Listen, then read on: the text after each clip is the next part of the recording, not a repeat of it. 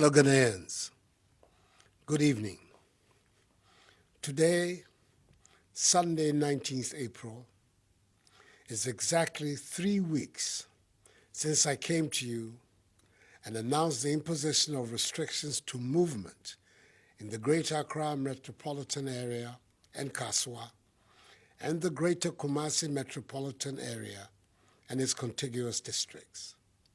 I explained at the time that the decision was taken to give government the opportunity to try to contain the spread of the virus, scale up effectively the tracing of persons who had come into contact with infected persons, test them for the virus, and if necessary, quarantine and isolate them for treatment, should they prove to be positive for the virus. The decision to restrict movement has occasioned a number of severe difficulties for all of us across the country, especially for the poor and vulnerable, and not only for those resident in the affected areas. Let me express my gratitude to all of you for bearing with government, all health workers, and with members of our security services throughout this period. I requested all of us to sacrifice for our collective good, and we have been doing just that. I thank all our healthcare workers, the men and women of our security services, and members of the media for the work they've been doing in helping to combat the spread of the virus. Let me also thank the individuals and organizations who have made contributions to COVID-19 National Trust Fund.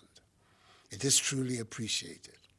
Fellow Ghanaians, since the first 2 cases of infections were recorded on our shores, we have to date traced some 86,000 contacts, out of which we have test results of 68,591 contacts.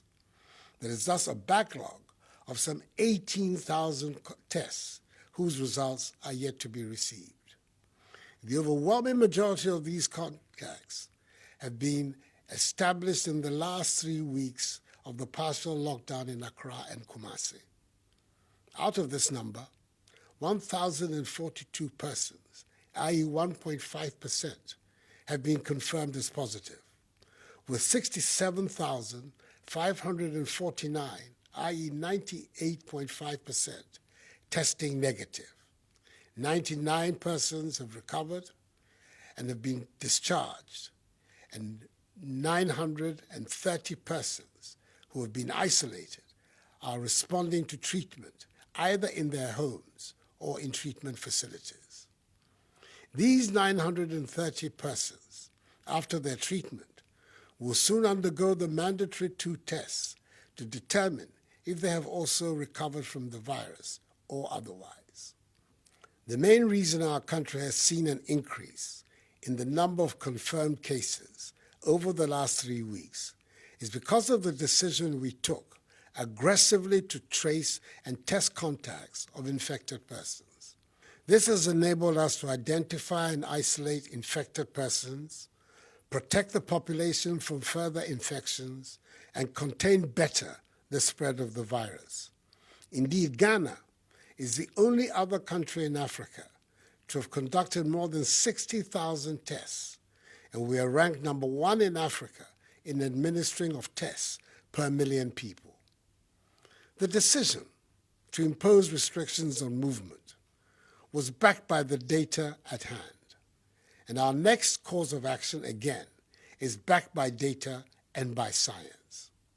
Indeed, all that government is doing is intended to achieve 5 key objectives: limit and stop the importation of the virus, contain its spread, provide adequate care for the sick, limit the impact of the virus on social and economic life, and inspire the expansion of our domestic capability and deepen our self-reliance. It is important to state at the very outset that scientists at the University of Ghana have successfully sequenced genomes of the virus responsible for the COVID-19 pandemic. obtaining important information about the genetic composition of viral strains in 15 of the confirmed cases in Ghana. This is a significant milestone in Ghana's response to the pandemic, as it will strengthen surveillance for tracking mutations of the virus and in the tracing of the sources of community infections in people with no known contact with confirmed cases. The Ghanaian scientific community is to be warmly applauded for this advance and contribution to global knowledge. Their work makes us proud to be Ghanaians, and who knows, God may work through them to discover a vaccine. What a triumph that would be. Indeed, the recent genomic characterization of African coronaviruses by our own scientists illustrates the need to establish the enabling framework for sustaining vaccine manufacturing in Africa. We must advance African-led partnerships to drive scientific innovations for the control of viral diseases by vaccination. Ghana, recognizing this critical public health tool, will support the African Vaccine Manufacturing Initiative, which is chaired by Nogushi's Professor William Ampofo, to promote the agenda for vaccine development and manufacturing in Africa by Africans for the world. Government has also introduced the use of drones to expedite the transportation of samples to laboratory centers. On Friday, 17th April, for example, 51 samples were delivered from the Ominako Drone Distribution Center to Noguchi. Furthermore, we're introducing rapid results testing to augment our surveillance and enhance contact tracing efforts so that we can quickly isolate and treat confirmed cases. From the 68,591 samples tested, we've been able to understand better the dynamism of the virus, mapped out its geographic footprint, and established current and potential hotspots. We've also been able to isolate and educate asymptomatic carriers and thereby help minimize the spread of the virus. So far, it has been established that the virus was imported into our midst from foreign shores and is being spread through person-to-person contact. The majority of persons infected in Ghana have mild to no symptoms at all, whilst a very small number have required hospital treatment, of which 9 persons with underlying ailments have died. Towards treatment, we've expanded and added to our network of COVID-19 treatment centers, with the Ghana East and Bank of Ghana hospitals being 100% dedicated to the fight. In addition, we have set aside separate COVID-19 treatment centers at the University of Ghana Medical School, Hospital, the Kolebu Teaching Hospital, Komfo-Anokye Teaching Hospital, Kumasi South Hospital, and in other designated regional and district hospitals. Last Friday, I was honored to do the virtual sod-cutting ceremony for the construction of a 100-bed infectious disease and isolation facility at the Ghana East Municipal Hospital, which is being funded through a public-private partnership under the leadership of the Ghana COVID-19 Private Sector Fund, and whose construction, with the assistance of the 48th Engineer Regiment of the Ghana Armed Forces, will be completed in 6 weeks. Members of the Private Sector Fund have indeed acted like citizens and not spectators in these testing times for our country, and their patriotism is to be loudly praised. We have also scaled up the domestic production of personal protective equipment, and our health care facilities so far have taken delivery of 14,550 scrubs, 11,900 gowns, 19,980 head covers, 263,281 nose masks, 13,002 N95 nose masks, 41,117 varying sizes of sanitizers have also been produced locally and delivered to our health facilities.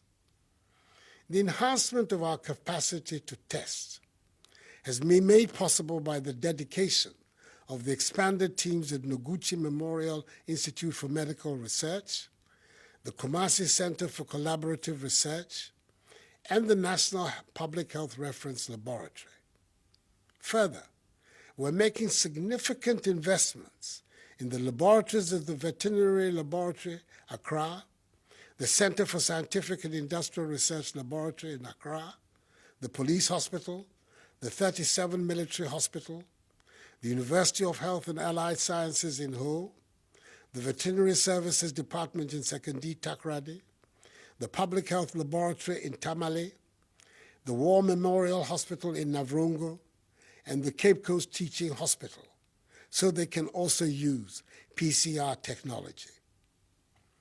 We are recalibrating 100 regional and district tuberculosis gene expert laboratories across the country to help ensure that we have a minimum situation of one testing center per region.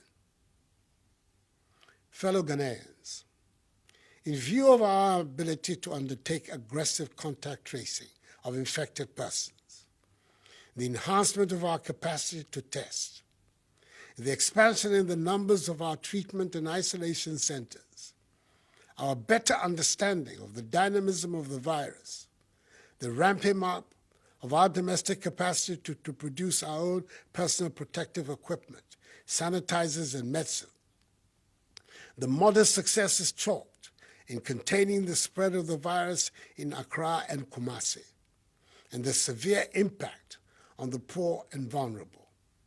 I've taken the decision to lift the 3-week-old restriction on movements in the Greater Accra metropolitan area and Kasoa, and the Greater Kumasi metropolitan area and its contiguous districts, with effect from 1 a.m. on Monday, 20th April. In effect, tomorrow, we'll see the partial lockdown in Accra and Kumasi being lifted. I must make it clear at the outset that lifting these restrictions does not mean we're letting our guard down. All other measures are still firmly in place. For the avoidance of doubt, the earlier measures announced on Wednesday, 15th March, which have been extended, are still very much in force and have not been relaxed.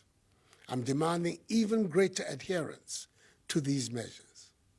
In here, I'm referring to the suspension of all public gatherings, including conferences, workshops, funerals, parties, nightclubs, drinking spots, beaches, festivals, political rallies, religious activities, and sporting events.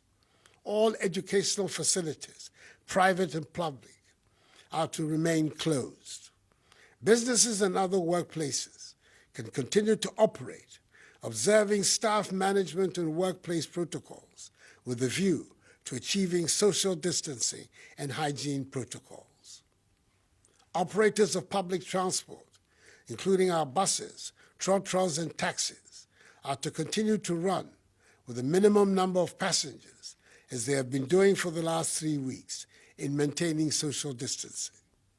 They must also continue to ensure the maintenance of enhanced hygienic conditions in all vehicles and terminals by providing, amongst others, hand sanitizers, running water, and soap for washing of hands.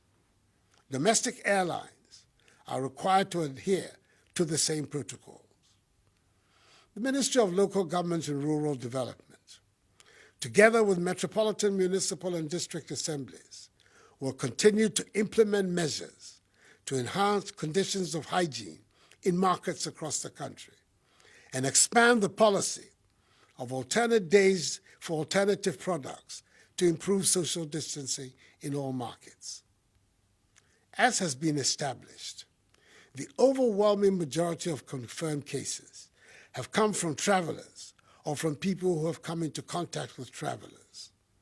It is therefore incumbent on us to continue to be vigilant about travelers into our country until further notice, and to congratulate the men and women of the Immigration Service and the Marine Police Unit for their work in securing our borders.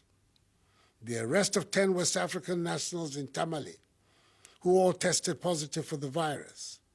The arrest of the 6 Nigerian travelers who entered Ghana through unapproved routes along the Ghana-Togo border near Aflao, who also tested positive for the virus. And the recent arrest of 10 fishermen in the Western region who returned from Côte d'Ivoire and have been quarantined testify to the determination of our security services to protect our borders. I have thus signed an executive instrument to extend the closure of our borders for 2 more weeks, beginning Monday, the 20th of April.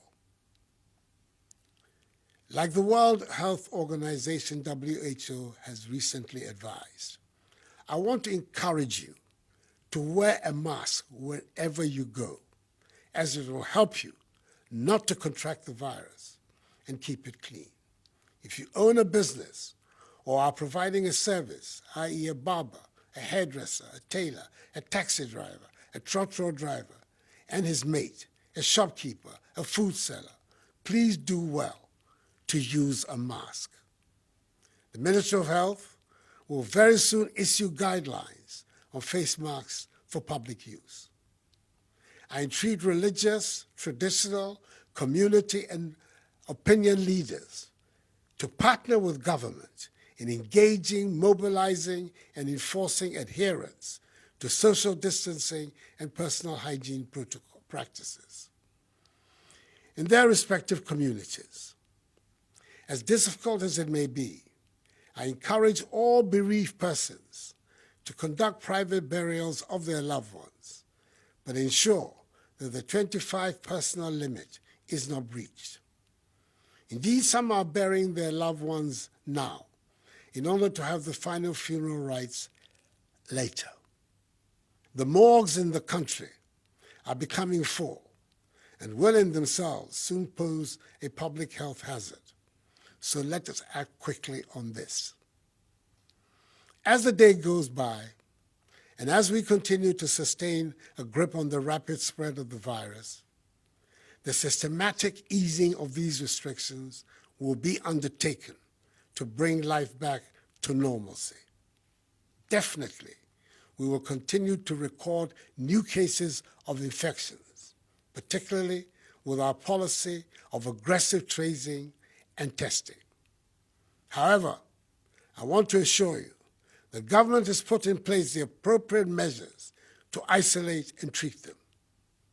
Should there be an unexpected outburst in infections within a community, I've put the health workers and the security services, including the police service and the armed forces, on standby to coordinate a rapid response of human and logistical resources, if necessary, to cordon, impose a curfew, trace, test, and treat infected persons in the affected community.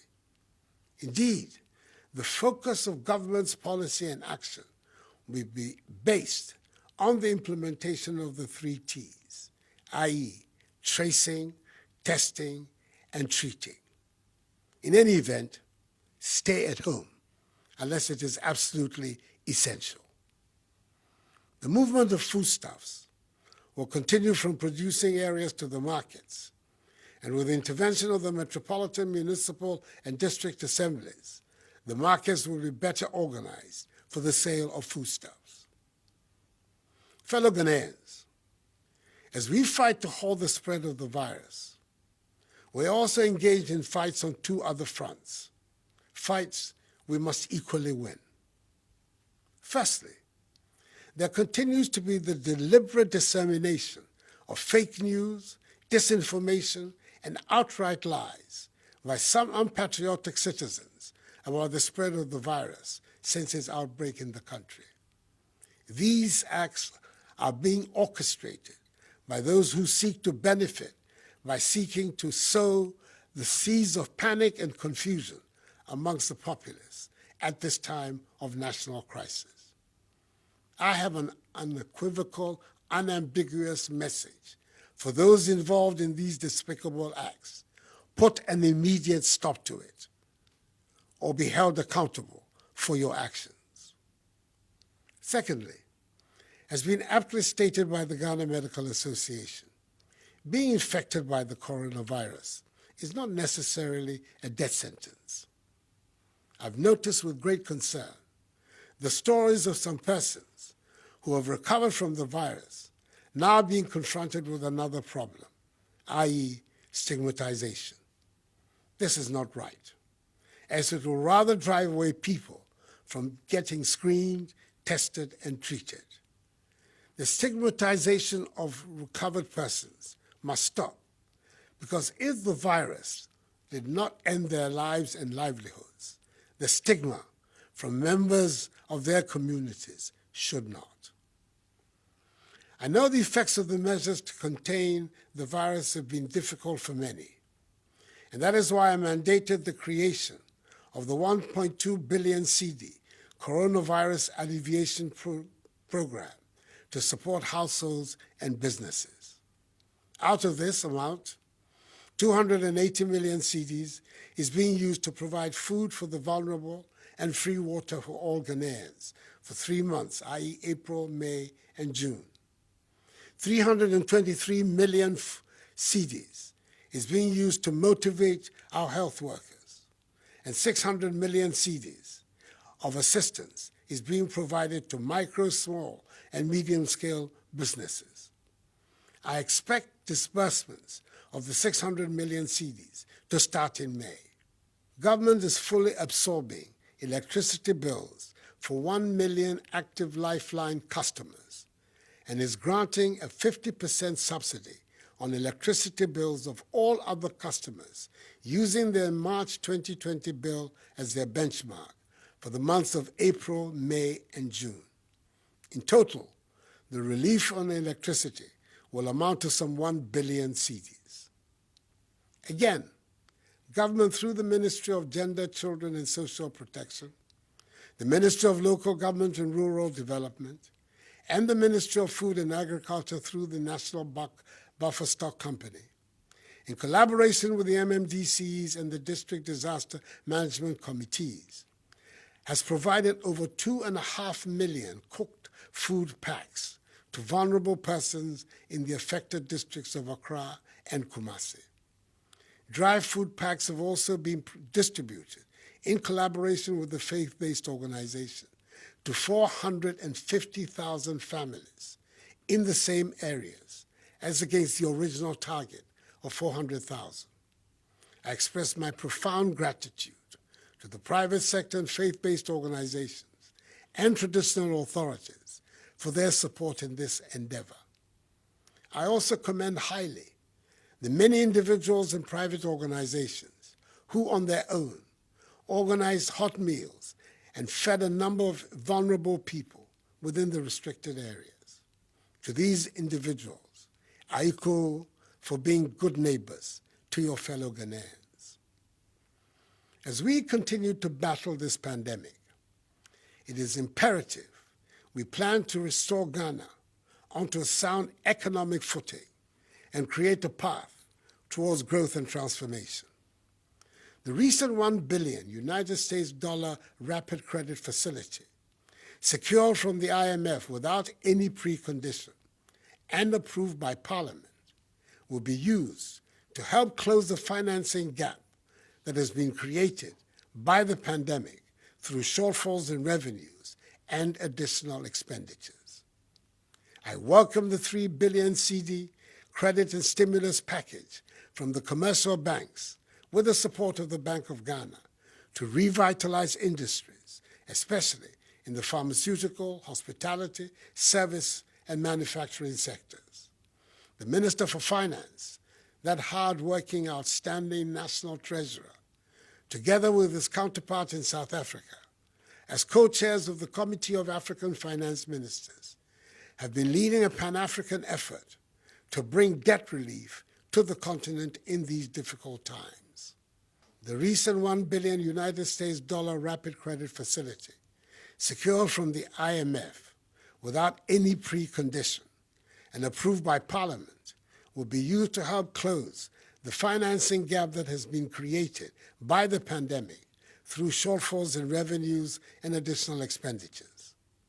I welcome the 3 billion CD credit and stimulus package from the commercial banks with the support of the Bank of Ghana to revitalize industries, especially in the pharmaceutical, hospitality, service, and manufacturing sectors.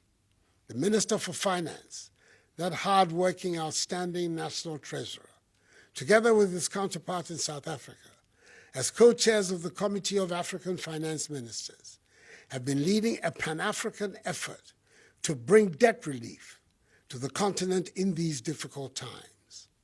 Last Friday, they achieved a 9-month debt standstill from the World Bank for all qualifying members of the International Development Association, IDA, starting from 1st May 2020, totaling some 44 billion United States dollars for the countries of Africa.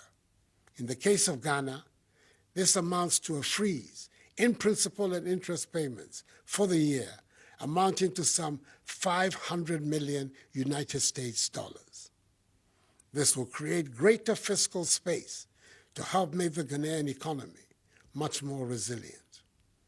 I've charged the finance minister to leave no stone unturned to achieve an even greater and comprehensive debt relief program for Africa.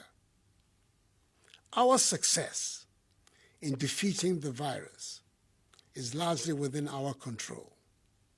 That means each and every one of us must exercise at all times during this period without the partial lockdown in Accra and Kumasi a strong sense of selflessness, self-control, and self-discipline. It is important to stress strongly that coming out of the partial lockdown in Accra and Kumasi does not mean we are out of the pandemic. We'll continue to monitor closely events in some hotspots in the Greater Accra metropolitan area like Wejagbawe, Ga East and Ayawaso East municipalities, and Tema metropolis, and in the eastern region like Esuejamai and Lower Manya Krobo districts. Whenever the situation so warrants, a community in which the virus is identified as becoming prevalent will be locked down until there is a clear understanding of the trajectory of the virus that will allow us to contain it. We must obey the measures still in place, including the new ones, because we know our survival depends on them. And the harder we are on ourselves in obeying them, the quicker and more enduring will be the victory.